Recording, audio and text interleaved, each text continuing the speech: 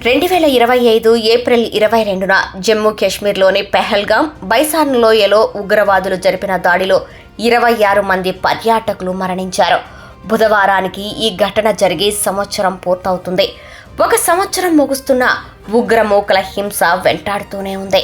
Mini స్విట్జర్లాండ్గా పేరొందిన బైసారన్ ప్రాంతంలో ప్రకృతి అందాలను ఆస్వాదిస్తున్న పర్యాటకులపై అడవిలో నుంచి హఠాత్తుగా ప్రత్యక్షమైన ఉగ్రవాదులు విచక్షణారహితంగా కాల్పులు జరిపారు.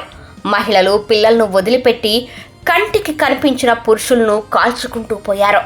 ప్రాణాలతో బయటపడిన వారు, వారి కుటుంబాలు ఇప్పటికీ తీవ్రమైన మానసిక క్షోభను ఎదుర్కొంటూనే ఉన్నారు.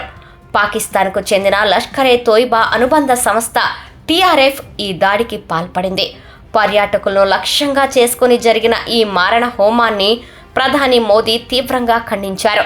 అనంతరం భారత్ ఆపరేషన్ సింధూర్ ద్వారా ప్రతీకారం తీర్చుకుంది.